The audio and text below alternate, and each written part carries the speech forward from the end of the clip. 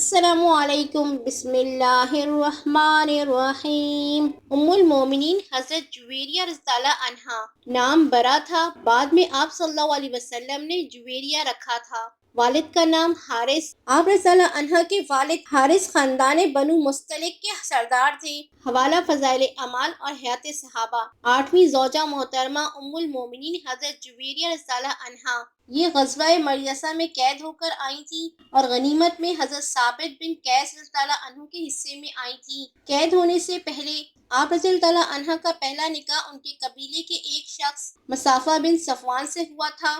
حضرت ثابت رضی اللہ عنہ نے ان کو 9 اوقیہ سونے میں مکاتب کر دیا۔ مکاتب اس غلام یا باندی کو کہتے ہیں جس سے یہ مقرر کر لیا جاوے اگر تم دام دے دو تو تم آزاد ہو۔ حضرت جویریہ آپ صلی اللہ علیہ وسلم کی خدمت میں آئیں اور عرض کیا کہ یا رسول اللہ صلی اللہ علیہ وسلم، میں اپنے قوم کے سردار حارث کی بیٹی جویریہ ہوں۔ جو مصیبت مجھ پر نازل ہوئی آپ صلی اللہ علیہ وسلم کو معلوم ہے کہ اب باندھی بن گئی ہوں۔ میں حضرت ثابت بن قیس رضی اللہ عنہ یا ان کے چچا زاد بھائی کے حصے میں آئی ہوں اور میں نے پیسوں کی ایک معین مقدار دینے پر ان سے آزاد کرنے کا وعدہ لے لیا ہے، اور اب میں ان پیسوں کے بارے میں آپ صلی اللہ علیہ وسلم سے مدد لینے آئی ہوں۔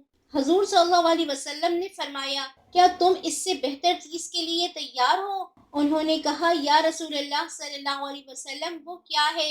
حضور صلی اللہ علیہ وسلم نے فرمایا میں تمہاری طرف سے سارے پیسے ادا کر دیتا ہوں اور تم سے شادی کر لیتا ہوں۔ ان کے لیے اس سے بہتر کیا تھا؟ بخوشی منظور کر لیا۔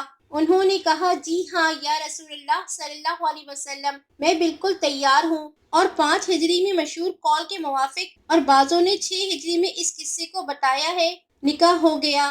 اس وقت آپ رضی اللہ عنہ کی عمر 20 سال کی تھی۔ پھر لوگوں میں یہ خبر مشہور ہو گئی۔ صحابہ رضی اللہ عنہ نے جب سنا کہ بنو مستلق حضور صلی اللہ علیہ وسلم کی سسرال بن گئی تو انہوں نے بھی اس رشتے کے اعزاز میں اپنے اپنے غلام آزاد کر دیے۔ کہتے ہیں کہ ایک جویریہ رضی اللہ عنہ کی وجہ سے 100 گھرانے آزاد ہوئے جس میں تقریباً 700 آدمی تھے۔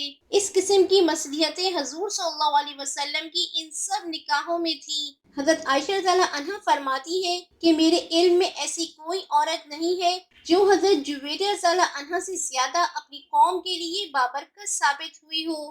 حضرت عروہ رضی اللہ عنہ کہتے ہیں کہ حضرت جویریہ رضی اللہ عنہا نے فرمایا کہ میں نے حضور صلی اللہ علیہ وسلم کے جب وہ ہمارے علاقے میں جنگ کے لیے تشریف لائے تھے اس سے 3 رات پہلے خواب میں دیکھا کہ گویا چاند یثرب سے چل کر میری گود میں آ گیا ہے۔ کسی کو یہ خواب بتانا مجھے اچھا نہ لگا، یہاں تک کہ حضور صلی اللہ علیہ وسلم تشریف لے آئے۔ جب ہم قید ہو گئی تو مجھے اپنے خواب کے پورا ہونے کی امید ہو گئی۔ حضور صلی اللہ علیہ وسلم نے مجھے آزاد کر کے مجھ سے شادی کر لی۔ اللہ کی قسم میں نے حضور صلی اللہ علیہ وسلم سے اپنی قوم کے بارے میں کوئی بات نہ کی، بلکہ جب مسلمانوں کو پتہ چلا کہ حضور صلی اللہ علیہ وسلم نے مجھ سے شادی کر لی ہے اور میری قوم حضور صلی اللہ علیہ وسلم کے سسرال والے بن گئے ہیں تو اس نسبت کے احترام میں مسلمانوں نے خود ہی میری قوم کے تمام قیدیوں کو آزاد کر دیا، اور اس کا پتہ مجھے اس وقت چلا جب میری ایک چچا زاد بہن نے آ کر بتایا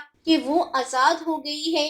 اس پر میں نے اللہ کا شکر ادا کیا۔ آپ رضی اللہ عنہ کثرت سے اللہ کی عبادت کرتی تھی۔ حضرت عبداللہ بن عباس رضی اللہ عنہ فرماتے ہیں کہ جب حضرت جویریہ رضی اللہ عنہا نے ایک مرتبہ نماز فجر کے بعد ذکر و اذکار کرنے کے لیے بیٹھی تھی، آپ صلی اللہ علیہ وسلم نماز کو جانے لگے تو دیکھا کہ آپ رضی اللہ عنہا ذکر کر رہی تھی۔ پھر آپ صلی اللہ علیہ وسلم نماز پڑھ کر فجر کی عبادات کر کے چاش کے بعد واپس آئے تو دیکھا آپ رضی اللہ عنہا تب بھی وہیں بیٹھی اللہ کا ذکر و اذکار کر رہی تھی، فجر سے لے کے چاش تک ذکر و اذکار کر رہی تھی۔ تب نبی صلی اللہ علیہ وسلم نے کہا میں تمہیں جس حالت میں چھوڑ کر گیا تھا اب بھی تم اسی حالت میں ہو، مطلب اتنی دیر سے ذکر و اذکار کر رہی ہو؟ آپ رضی اللہ عنہا نے فرمایا جی ہاں۔ آپ صلی اللہ علیہ وسلم نے فرمایا تمہارے پاس سے جانے کے بعد میں نے 3 مرتبہ 4 کلمے ایسے کہے کہ جو صبح سے تم نے ابھی تک کلمات کہے ہیں ان کلمات،